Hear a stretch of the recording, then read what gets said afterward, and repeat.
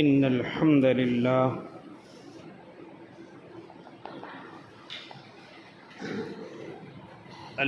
لله رب العالمين والعاقبة للمتقين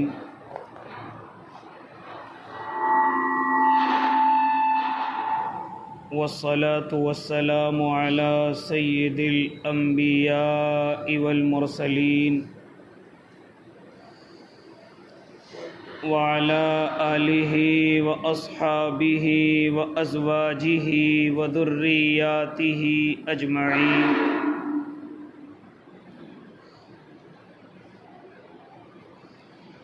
أما بعد فأعوذ بالله من الشيطان الرجيم. بسم الله الرحمن الرحيم.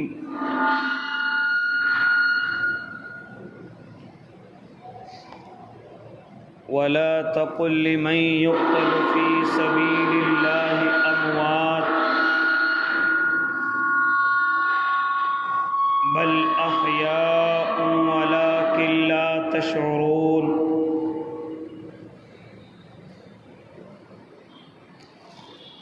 صدق الله العظيم وصدق رسوله النبي الكريم ونحن على ذلك من الشاهدين والشاكرين والحمد لله رب العالمين. واجب الاحترام ساتھیوں، بزرگوں، نوجوانوں اور معصوم بچوں،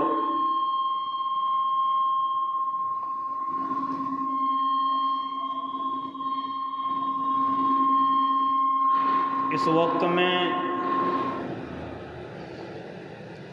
آپ حضرات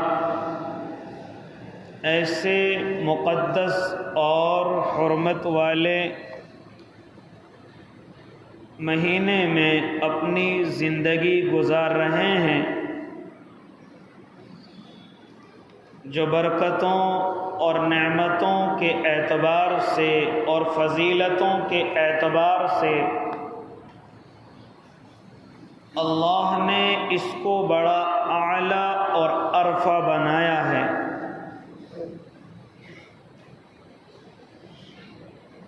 ہمارے ذہنوں کو جو خراب کیا گیا کہ یہ نحوست کا مہینہ ہے، یہ غم کا مہینہ ہے، یہ ماتم کا مہینہ ہے، یہ تمام کی تمام باتیں جھوٹ پر مبنی ہیں. شریعت سے ان کا دور دور تک بھی کوئی تعلق نہیں ہے. گزشتہ ہفتے بھی آپ حضرات سے اس تعلق سے گفتگو ہوئی.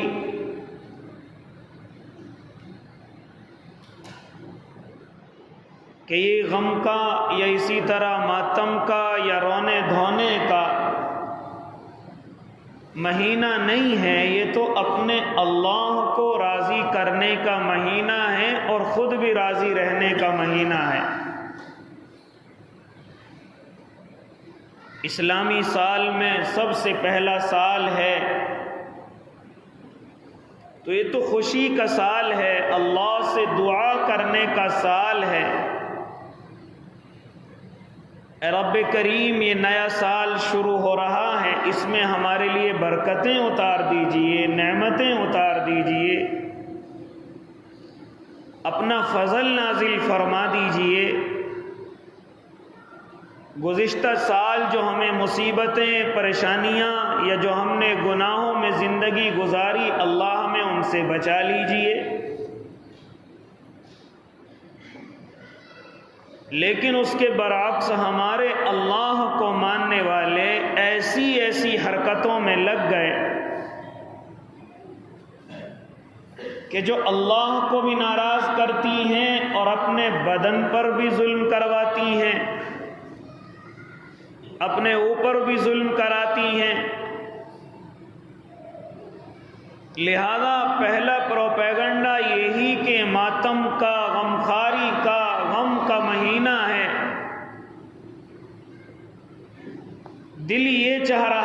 کہ ایک اور دوسرا پروپیگنڈا جو میرے اور آپ کے ذہن کے اندر بٹھایا جاتا ہے، جس کی وجہ سے یہ پوری غم و ماتم کی داستان لکھی جاتی ہے، بنائی جاتی ہے، اس پروپیگنڈے کا بھی تذکرہ آپ حضرات کے گوشے گزار کر دیا جائے۔ اور وہ بڑا پروپیگنڈا کوئی اور نہیں ہے، وہ کربلا کا واقعہ ہے کہ جس کو سنانے کے لیے بڑے بڑے مقررین کو بڑے بڑے پیسے اور بڑے بڑے ان کو ہدیے اور تحفے دے کر کے بلایا جاتا ہے۔ جو سب سے اچھا رلانے میں لوگوں کو ماہر ہوتا ہے اس کی زیادہ فیس ہوتی ہے، اور ظاہر سی بات ہے جب سیدھی سیدھی بات میں کوئی نہیں روتا تو پھر وہ من گھڑت روایتیں جن کا حدیثوں سے قرآن سے دور دور تک کوئی تعلق نہیں، ان کو سنایا جاتا ہے تاکہ سننے والی عوام زیادہ سے زیادہ روئے دھوئے اور ہماری قیمت بڑھے۔ لہذا اللہ کے نیک بندو، یہ تمام کا تمام پورا کا پورا کربلا کا جو واقعہ ہے، اس میں بڑی تیزی کے ساتھ آمیزش کی گئی، جھوٹ کو اس کے اندر گھسایا گیا۔ اسی طریقے سے جو ذہن میں آیا، جو دماغ میں آیا، جو کسی سے سنا اور سنایا، وہ تمام کا تمام پورا کا پورا من گھڑت ایسا بنا دیا گیا کہ گویا کہ سچائی کو چھپا لیا گیا، حقیقت کو چھپا لیا گیا، اور چھپانے کی وجوہات بھی انہی شیطانوں کی کہ جنہوں نے یہ تمام کی تمام سازشیں رچی اور تمام کی تمام امت مسلمہ کے شیرازے کو بکھیرا اور ان کے اندر اتفاق کی جگہ، اتحاد کی جگہ ایک انتشار کو جگہ دی۔ لہذا اس وقت میں وقت کم ہے، میں بہت مختصر طریقے سے آپ حضرات سے گفتگو کروں گا۔ لہذا آپ حضرات جانتے ہیں کہ میرے اور آپ کے آقا محمد عربی صلی اللہ علیہ وسلم اس زمین پر تشریف لائے، مکہ المکرمہ کے اندر آپ نے دین کی محنت شروع کی۔ جب وہاں کے لوگوں نے آپ کو قبول نہ کیا اور صرف زیادہ سے زیادہ 100-125 انسانوں نے ایمان قبول کیا، تو آپ مکہ المکرمہ کو چھوڑ کر مدینہ المنورہ تشریف لے جاتے ہیں۔ آپ جانتے ہیں کہ مدینے کے اندر یہودیوں کا بڑا قبضہ ہے اور سود خوری ایک بڑی عام بات ہے۔ لہذا اس وقت میں بنو قینقاع ہیں، بنو نذیر ہے، بنو قریظہ ہے، یہ بڑے بڑے یہودیوں کے قبائل مدینہ المنورہ کے اندر موجود ہیں۔ اور یہودی سب سے زیادہ کیا کام کرتا ہے؟ آج آپ ذرا سن لیں، یہودی سب سے زیادہ جس نے پوری دنیا کو اپنے پھندوں کے اندر جکڑا ہے، وہ کون سا طریقہ اور ذریعہ ہے؟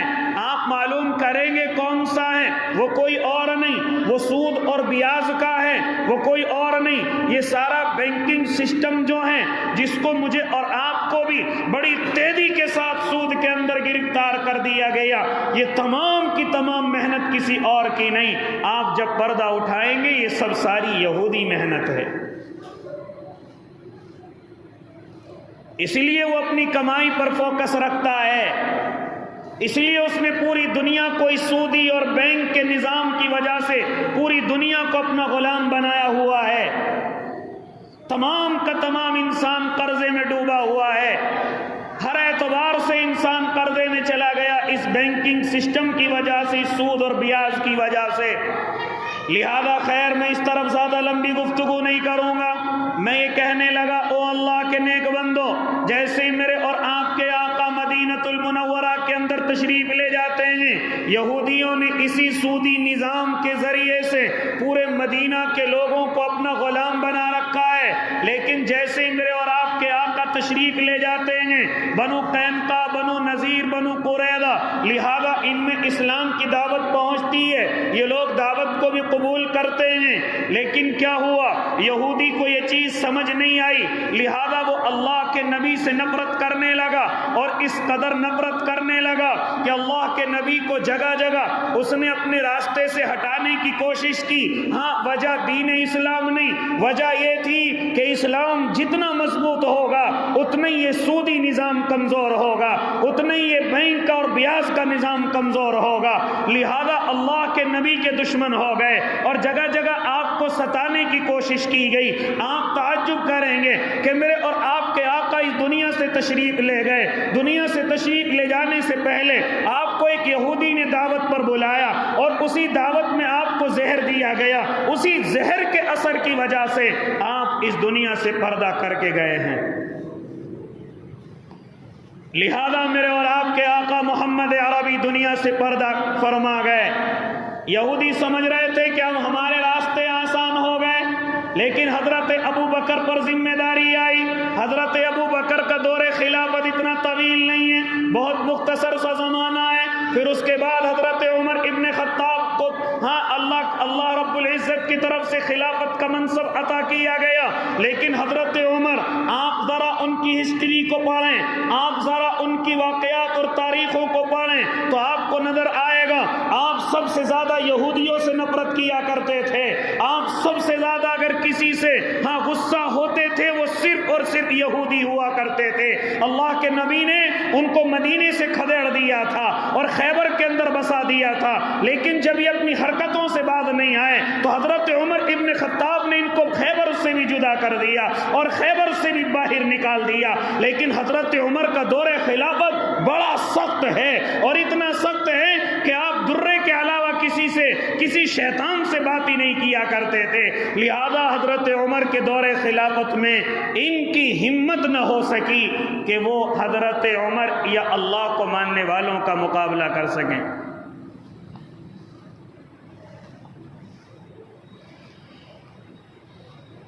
لیکن جیسے ہی حضرت عمر کا دور خلافت کا آخری وقت آیا تو آپ جانتے ہیں کہ اللہ کے اس لاڈلے کو فجر کی نماز پڑھاتے ہوئے ابو لولو فیروز، جو ایک غلام تھا ایرانی، ایک مالدار کا، اس کے ذریعے سے حضرت عمر پر وار کیا گیا، جس کی وجہ سے آپ زخمی ہوئے اور آپ اس دنیا سے رخصت ہو گئے۔ لہذا حضرت عمر کے بعد حضرت عثمان ابن عفان کو خلیفہ بنا دیا گیا۔ حضرت عثمان کے تعلق سے آپ نے پڑھا ہوگا کہ آپ بڑے نرم مزاج تھے، آپ سخت دل نہیں تھے، آپ تمام کے تمام لوگوں سے بڑی محبت کرتے تھے۔ آپ کے سامنے اگر کسی کی شکایت بھی ہوتی تو آپ نظر انداز کر دیتے تھے، یہاں تک کہ کسی نے بتایا کہ حضرت عثمان رضی اللہ تعالی عنہ آپ کے خلاف لوگ سازشیں کر رہے ہیں، پھر بھی آپ قدم نہیں اٹھاتے تھے، بلکہ کہتے تھے جو اللہ کی مرضی ہوگی وہ ہو کر کے رہے گا۔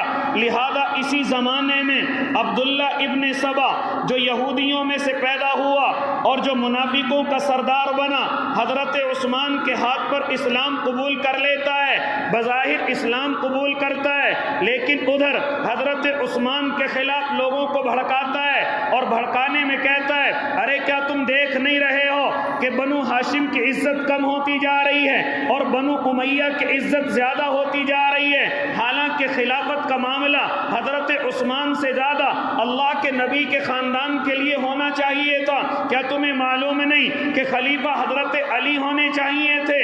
اللہ کے نبی کے خاندان میں سے کوئی خلیفہ ہونا چاہیے تھا۔ لہذا اس طرح کی گفتگو ہوتی رہی اور اس نے ایک بڑے مسلمانوں کے طبقے کو حضرت عثمان کے خلاف کر دیا، اور اتنا خلاف کر دیا کہ آپ کا محاصرہ کر لیا گیا، یہاں تک کہ بلا آخر آپ مسلمانوں کے ہاتھوں سے اس دنیا سے رخصت ہو گئے، شہید ہو گئے۔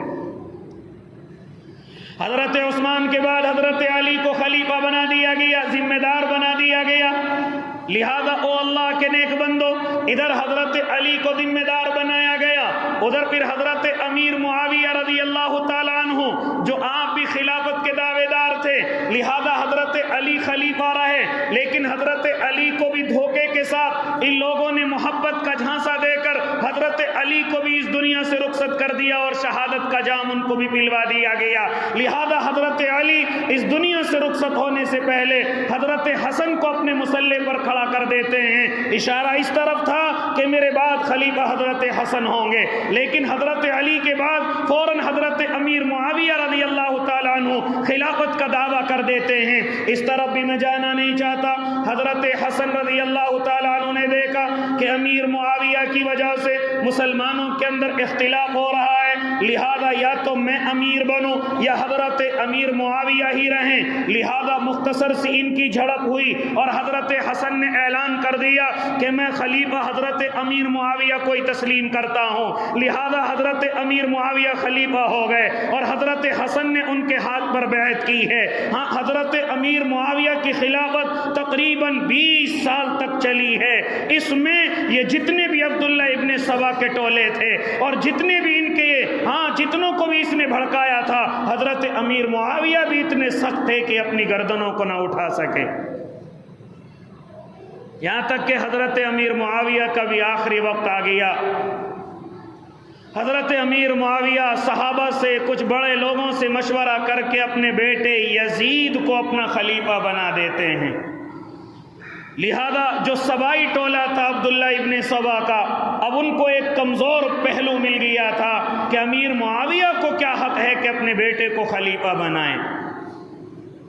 حضرت حسن اور حضرت حسین کے سامنے یہ گفتگو آئی تو آپ نے فرمایا تھا یہ شورائی نظام ختم کر کے یہ کیسر و کسرا کا نظام کیوں آنے لگا کہ باپ کے بعد بیٹا ہی ذمہ دار بنے گا؟ یہ شریعت کا نظام نہیں ہے، یہ شورائی نظام نہیں ہے، یہ تو کیسر و کسرا کا نظام ہے کہ باپ کے بعد بیٹا ذمہ دار ہو۔ لہذا خیر و اللہ کے نیک بندو، حضرت امیر معاویہ کے بعد یزید خلافت پر بیٹھا۔ میں یزید کی نہ تو مخالفت کر رہا ہوں نہ موافقت کر رہا ہوں، لہذا صرف اتنا کہنے لگا کہ جیسے یزید وہاں پر خلافت کے لیے گامزن ہوا، اب ادھر لوگوں نے خطوط لکھنے شروع کر دیے اور حضرت حسین کے پاس خطوط لکھنے شروع کیے اور وہاں پر خط لکھنے کے بعد ان کے پاس بھیجنے شروع کیے اور کہا اے حسین رضی اللہ تعالیٰ عنہ، یہ جو معاویہ کا بیٹا یزید ابھی خلافت پر بیٹھا ہے، اس نے غریبوں پر ظلم کرنا شروع کر دیا ہے، کمزوروں کو ستانا شروع کر دیا ہے، لہذا کوفے کے تمام ذمہ دار اور تمام کے تمام آپ کے باپ اور نانا سے محبت کرنے والے اس بات پر متفق ہو گئے ہیں کہ آپ مدینہ المنورہ سے چلیں اور آپ کوفہ کی سرزمین پر آئیں، ہم یزید کو ہٹا کر کے اپنا خلیفہ آپ کو تسلیم کریں گے۔ لہذا یہ خط حضرت حسین کے پاس بھیجے گئے۔ لہذا فرماتے ہیں، یہاں تک کہ تاریخ بیان کرنے والا بیان کرتا ہے کہ ایک ایک دن میں 600 خطوط لکھ کر کے بھیجے گئے کہ حضرت حسین آپ وہاں سے سیدھے کوفہ کی طرف تشریف لائیے، لوگ آپ سے بیعت ہونے کے لیے تیار ہیں، آپ کو اپنا خلیفہ ماننے کے لیے تیار ہیں، لہذا یزید کو ہٹانے کے لیے تیار ہیں۔ حضرت حسین نے جب ان خطوط کو دیکھا تو سب سے پہلے اپنے بھائی حضرت مسلم بن عقیل کو بھیجا کہ جاؤ جا کر کے کوفہ کے حالات دیکھو، وہاں کے لوگ کس طرف ہیں، کیا وہ واقعی میں مجھے بلانا چاہتے ہیں؟ حضرت مسلم بن عقیل وہاں پر پہنچتے ہیں، جاتے ہی دیکھتے ہیں، بعض روایتیں کہتی ہیں 4000 اور بعض کہتی ہیں تقریباً 80,000 لوگوں نے حضرت مسلم بن عقیل کے ہاتھوں پر بیعت کی اور اپنا امام تسلیم کیا۔ لہذا یہ بیعت ہوئی، انہوں نے فوراً خط لکھا، حضرت حسین آپ تشریف لے آئیے، یہاں کے لوگ واقعی میں آپ کو بلانا چاہ رہے ہیں اور میرے ہاتھ پر اکثر لوگوں نے بیعت کر لی ہے، لہذا راستہ بالکل صاف ہو چکا ہے، آپ ذرا تشریف لے کر کے آئیے۔ جیسی مسلم بن عقیل رضی اللہ تعالیٰ عنہ کا حضرت حسین کو خط ملا ہے، فوراً آپ اپنے سارے بچوں کو لے کر، بیوی وغیرہ اور جتنے بھی آپ کے خاندان والے تھے سب کو لے کر کے آپ کوفہ کی طرف رواں اور دواں ہو گئے۔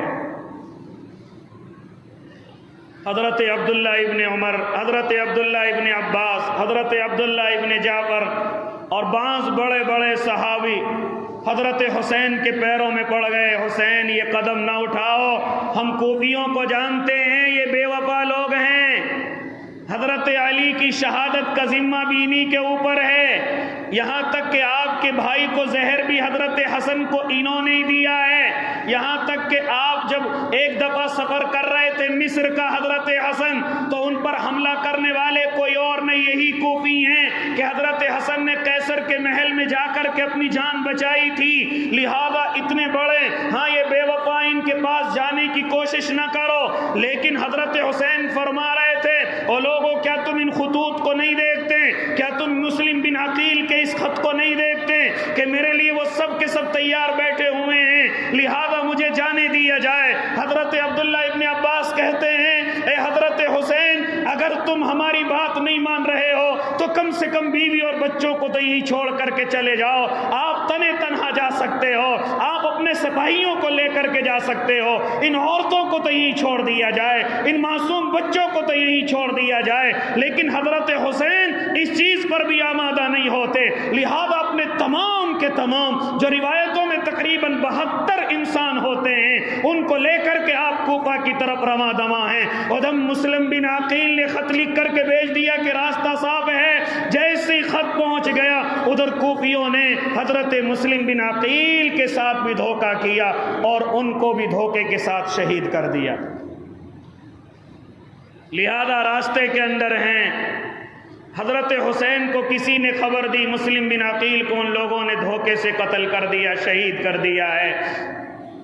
حضرت حسین نے واپس پلٹنا چاہا، لیکن جو ان کے گھر والے تھے کہنے لگے اب ہم بغیر قصاص کے نہیں جائیں گے، اب ہم بغیر بدلہ لیے نہیں جائیں گے۔ چنانچہ یہ قصاص اور بدلے کی آگ نے پھر ان کو آگے بڑھانے کی کوشش کی، لہذا یہ تمام کے تمام پہنچے ہیں۔ میں بہت مختصر گفتگو کرنے لگا، یہ کربلا کے میدان کے اندر پہنچے ہیں، لہذا جا کر کے دیکھا کہ یزید کا بیٹا جس کو حر بن یزید کہا جاتا ہے وہ میدان میں 1000 لشکر لے کر کے پہلے سے ہی تیار کھڑا ہوا ہے اور حضرت حسین سے آنے کی وجہ معلوم کر رہا ہے۔ حضرت حسین نے کہا کہ مجھے کوفہ کے لوگوں نے خط لکھ کر کے بلایا ہے، لیکن جیسے حضرت حسین نے دیکھا کہ حر بن یزید کے ساتھ جو لوگ کھڑے ہوئے ہیں، جو دائیں اور بائیں کھڑے ہوئے ہیں، جو تلوار تانے کھڑے ہوئے ہیں، حضرت حسین کی آنکھیں کھلی کی کھلی رہ گئی، کیونکہ ان کے دائیں اور بائیں سائڈ کوئی اور انسان نہیں تھے، وہ وہی انسان تھے جنہوں نے خطوط لکھ کر کے حضرت حسین کو آنے پر مجبور کیا تھا۔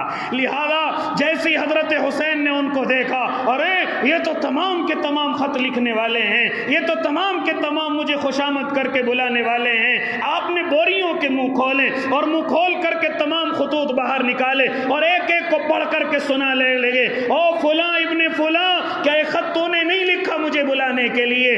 دوسرا خط کھولتے ہیں، او فلاں ابن فلاں، کیا تو نے مجھے نہیں بلایا یہ خط لکھ کر کے؟ لہذا تو ہی تو کہہ رہا تھا کہ تیرے ہاتھ پر بیعت کریں گے، اب یہ کیا دھوکہ ہے، اب یہ کیا بے وفائی ہے؟ لہذا جیسے ان لوگوں کو معلوم ہوا کہ ہماری پول کھلنے لگی ہے، ہمارے خط کھلنے لگے ہیں، لہذا اب ان لوگوں کو ڈر ہوا کہ اگر یہ یہاں سے زندہ بچ گئے تو ہماری پول یزید کے سامنے جا کر کے کھول دیں گے اور ہمارا یزید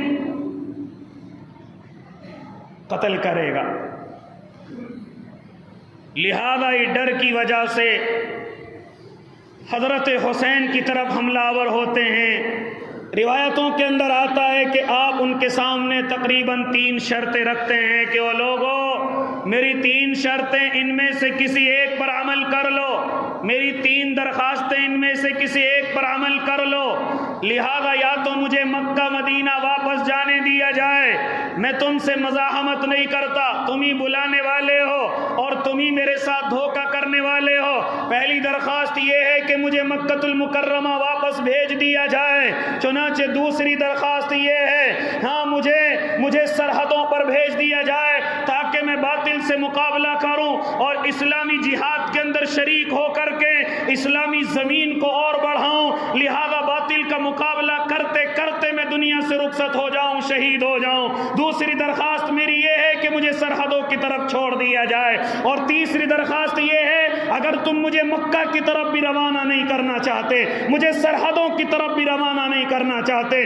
تو پھر مجھے دمشق جانے دیا جائے، مجھے یزید سے ملنے دیا جائے، جیسے یزید سے میری ملاقات ہوگی جو بھی یزید چاہے گا وہ کر لیا جائے گا، اگر وہ چاہے گا کہ میں ان کے ہاتھ پر بیعت کروں تو میں اس کے لیے بھی تیار ہوں، میں خون خرابہ نہیں چاہتا، میں لڑائی اور جھگڑا نہیں چاہتا۔ لہذا یہ تمام کے تمام بے وفا اور غدار لوگ ان تینوں شرطوں میں سے اگر کوئی سی کو بھی مان رہے تھے تو وہ پھنستے ہوئے نظر آ رہے تھے۔ اگر مکہ واپس چلے گئے تب بھی ہم پھنسیں گے، سرحدوں پر چلے گئے تب بھی ہم پھنسیں گے، اور اگر یزید سے ملاقات ہو گئی تو تب تو ہمارا حال اور بھی زیادہ برا ہونے والا ہے۔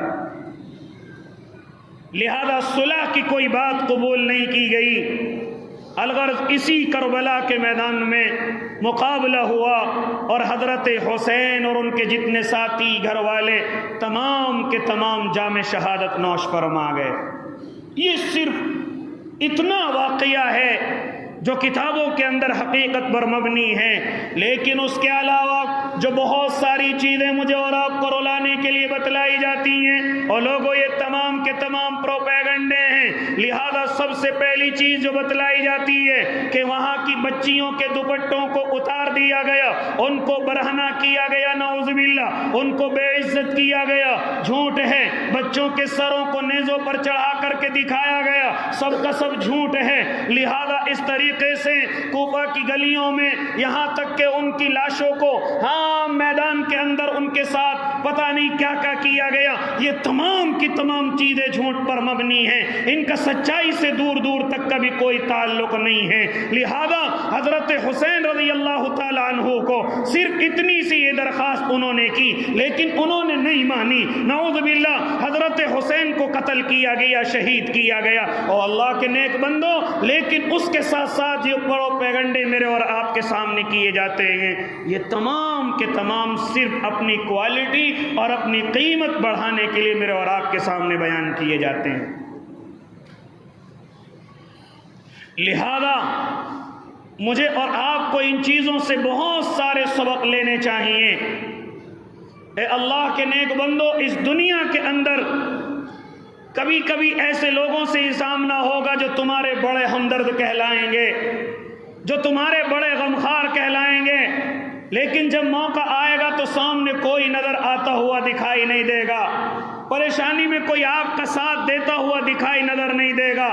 لہذا اسی طریقے سے اگر آپ کمزور ہیں اور آپ مظلوم ہیں تو بڑے سارے آپ کے ہمدرد مضبوط اور طاقتوروں کے پاس کھڑے ہوئے نظر آئیں گے۔ لہذا اسی طریقے سے بہت سارے لالچ کے لیے آپ کے سودے بھی کر چکے ہوں گے۔ اس لیے اللہ کے نیک بندو، یہ تمام کا تمام واقعہ جو پورا پروپیگنڈے پر مبنی کر دیا گیا اور تمام کے تمام واقعے کی سچائی کو جھوٹ سے ڈھک دیا گیا، اس لیے آپ اس طریقے سے میں اور آپ جو اپنی شریعت کا مذاق اڑتے ہوئے دیکھتے ہیں، یہاں تک کہ گھوڑے کو کبھی کبھی حضرت علی اور حضرت حسین کا گھوڑا بنا کر کے اس پر خون کے کپڑے لگا کر کے مجھے اور آپ کو رلانے کی کوشش کی جاتی ہے، اس کو تیروں سے بوچھار لگا کر کے مجھے اور آپ کو دکھایا جاتا ہے، یہاں تک کہ بچیوں کے سروں کو ڈھانپ کر کے ان کے ہاتھوں میں ہتھکڑیاں باندھ کر کے لہذا راستوں پر گھمایا جاتا ہے۔ کیا مجھے اور آپ کو عقل نہیں ہے؟ یہ شریعت کا سب سے بڑا مذاق اڑایا جاتا ہے، یہ اللہ کے نبی کے خاندان کی بچیوں کا مذاق اڑایا جاتا ہے۔ لہذا اللہ کے نیک بندو، بعض علماء تو یہاں تک کہتے ہیں کہ جتنے بھی مذاق اڑانے والے ہیں اصل میں یہ ایران کے مجوسی ہیں جو آگ کو پوجنے والے ہیں، جو آگ کو اپنا خدا مانتے ہیں۔ لہذا حضرت عمر کے ڈنڈے کے ڈر کی وجہ سے یہ تمام کے تمام بظاہر ایمان کے اندر داخل ہو گئے تھے، اسلام کے اندر داخل ہو گئے تھے، لیکن انہوں نے آگ سے محبت کرنا نہیں چھوڑا، آگ کی پرستش کرنا نہیں چھوڑا۔ آپ جتنے بھی ان کی عبادت کے کام دیکھیں گے، آپ دیکھیں گے یہ آگ سے زیادہ محبت کرتے ہیں۔ کبھی انگارے بچھا کر کے مصلی بچھایا جاتا ہے، کبھی انگاروں میں حضرت حسین کا نام لے کر کے کود کر کے نکلا جاتا ہے، کبھی انگاروں اور آگ کے ذریعے سے کھیلا جاتا ہے۔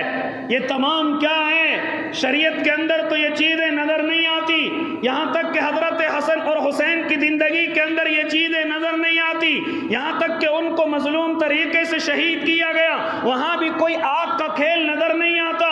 لہذا یہ تمام کی تمام چیزیں اشارہ کرتی ہیں کہ ہو سکتا ہے ان کا تعلق اسی مجوسیت سے ہو، اسی آگ کے پوجنے والے سے ان کا تعلق ہو، جو آج بھی ان کی محبت آگ سے ایسی ہی ہے کہ اپنی عبادتیں آگ کے ذریعے سے کرتے ہیں، اپنی عبادتیں آج بھی آتش کے ذریعے سے کرتے ہیں۔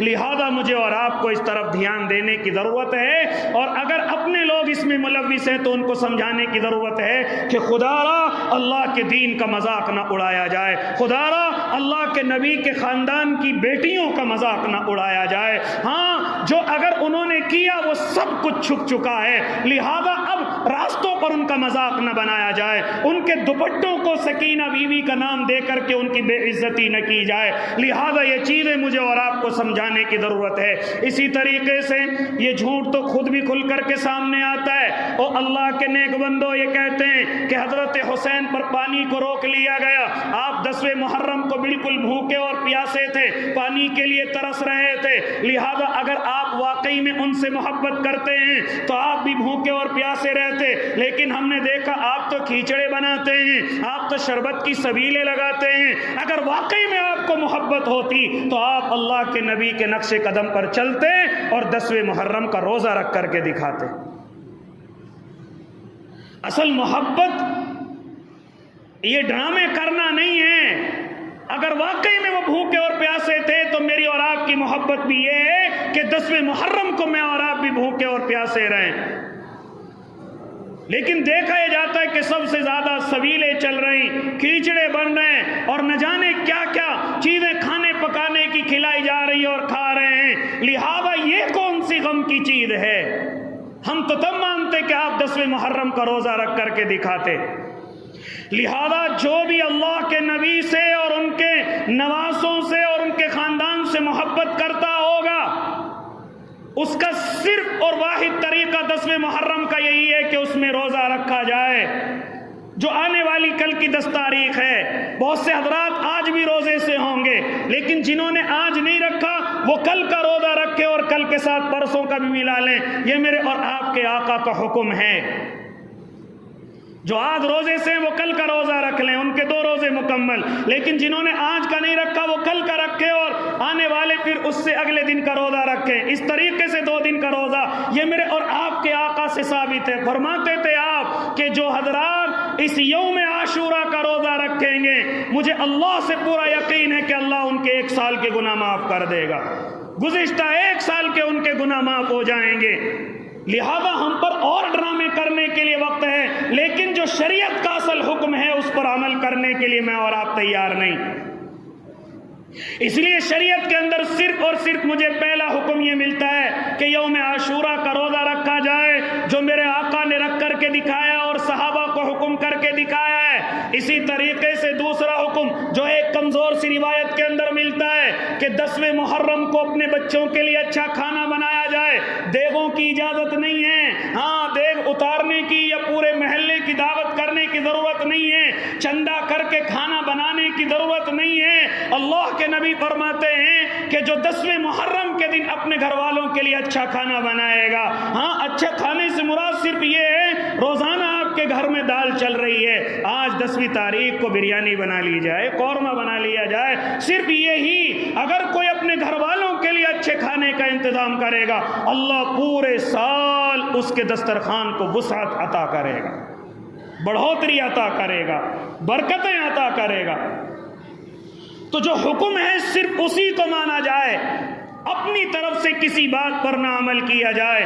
اسی لیے تمام کی تمام چیزیں، یہ گھوڑے کا اس طریقے سے ناٹک کرانا، یا اسی طریقے سے ہاتھ نکال کر کے اس کو لے کر کے جانا، یا بچیوں کے ہاتھوں میں ہتھکڑیاں ڈال کر کے ان کو کھینچنا، یا کسی انسان پر تیر لگا کر کے ان کو زخمی کر کے دکھانا، یہ تمام کے تمام ڈھونگ ہیں اور پروپیگنڈے ہیں۔ شریعت سے ان کا دور دور تک کوئی تعلق نہیں ہے۔ یہاں تک کہ اپنی جانوں پر ظلم کرنا، اپنے بدنوں کو زخمی کرنا، اپنے چہروں پر مارنا، اپنے بالوں کو نوچنا، یہ تمام तमाम की तमाम जहालत की चीज़ें हैं। अल्लाह के नबी ने बड़ी सख्ती से इन चीज़ों को मना फरमाया है। यहाँ तक फरमाते थे कि नोहा करने वाले मर्द और औरतें अल्लाह की उन पर लानत है, रसूल की उन पर लानत है। लिहाजा कितना ही बड़ा गम पहुंच जाए लेकिन नोहा और मातम करने की इजाज़त नहीं है। अगर आंखों से आंसू निकल जाएं अल्लाह की तरफ से है, दिल गमगीन है अल्लाह की तरफ से है, लेकिन अगर ये गम ज़बान पर आता है तो शैतान की तरफ से है। अगर कोई अमल करता है उल्टा सीधा तो ये शैतान की तरफ से। अल्लाह की तरफ से सिर्फ आंखों में आंसू आना है और दिल का गमगीन होना है। दिल गमगीन है कोई बात नहीं, कोई नुकसान हो गया, कोई अपना प्यारा दुनिया से रुखसत हो गया, दिल गमगीन है अल्लाह की तरफ से। आंखों से आंसू जारी हो गए अल्लाह की तरफ से है, लेकिन उसको ज़बान पर लेकर के आना ये अल्लाह की तरफ से नहीं, ये शैतान की तरफ से है। अपने अमल के जरिए से कोई हरकत करना ये अल्लाह की तरफ से नहीं, शैतान की तरफ से है। लिहाजा सख्ती के साथ मेरे और आपके आका ने नोहा करने वाली और करने वालों पर मेरे आका ने लानत फरमाई है। इसलिए इन चीज़ों से बचना है। इसलिए अल्लाह के नेक बंदो, अगर वाकई में मैं और आप शरीयत पर अमल करना चाहते हैं तो कल के दिन का रोज़ा रखें। आज रख ले अच्छी बात है, कल का और रखें, और अगर आज का नहीं रखा कल का भी रखें और परसों का उसके साथ मिला लें। इंशाअल्लाह अल्लाह गुज़िश्ता 1 साल के गुनाह माफ़ फरमा देगा। अपने बच्चों के लिए कल अफ्तारी में अच्छा सा खाना बनवाएं ताकि अल्लाह रब्बुल इज़्ज़त हमारे दस्तरखान को वुसाअत अता कर दे, बरकत अता कर दे, नेमतों में बढ़ोतरी अता कर दे। अपने महल्ले के गरीबों तक पहुंचाना चाहते हैं पहुंचाएं, अपने महल्ले के जो कमज़ोर लोग हैं उन तक पहुंचाना चाहें पहुंचा सकते हैं, कोई मना नहीं है। लिहाजा अल्लाह के नेक बंदो, जहां तक शरीयत की इजाज़त है वहां तक करेंगे ना भाई इंशाअल्लाह। इसी तरीके से मुहर्रम के ताल्लुक से, कपड़ों के ताल्लुक से भी आते हैं, उलमा मना करते हैं कि काले रंग के कपड़े ना पहने जाएं। वैसे पहन सकते हैं लेकिन मुहर्रम में सख्ती से मना किया गया कि इनमें काले कपड़े भी न पहने जाएं, कहीं आप मातम वालों की तरह नज़र न आएं, ताकि उनकी तरह आपकी मुशाबहत न हो जाए। आप पहन सकते हैं और दिनों के अंदर, लेकिन मुहर्रम के अंदर बिल्कुल मना कर दिया गया। उम्मीद है अल्लाह रब्बुल इज़्ज़त हम सबको अमल की तौफीक दे। इसी तरीके से जो भी ड्रामे कहीं रास्तों पर होते हैं मुझे और आपको उन्हें करने दिया जाए, लेकिन मेरी और आपकी जिम्मेदारी कि हम वहाँ न जाएँ, वहाँ जाकर के भीड़ न लगाएं ताकि उनको ताकत न मिले, ताकि उनको मज़ा न आए। जब देखने वाला ही नहीं होगा तो दिखाने वाला क्या दिखाएगा। इसलिए मेरी और आपकी जिम्मेदारी, जो कर रहा है उसको उसके हाल पर छोड़ दिया जाए, लेकिन मैं और आप अपने घरों पर रहें। इसी तरीके से मैं और आप अपने जो काम कर रहे हैं करते रहें, कोई गम की ज़रूरत नहीं, कहीं से छुट्टी करने की ज़रूरत नहीं। लिहाजा आप अपने काम कारोबार नौकरी पर जाना चाहें खूब जाएं। मुहर्रम की वजह से शरीयत आपको छुट्टी की भी इजाज़त नहीं देती कि आज हम छुट्टी करेंगे, आज तो खुला दिन है। नहीं, इन चीज़ों की भी इजाज़त नहीं है। आप अपने काम पर रहें और अपने कारोबार को इसी तरह करते रहें जैसे करते हुए आए हैं। अल्लाह हम सब को अमल की तौफीक दे दे। जिन्होंने सुन्नत नहीं पढ़ी वो सुन्नतें पढ़ लें। वाखिर दावा हम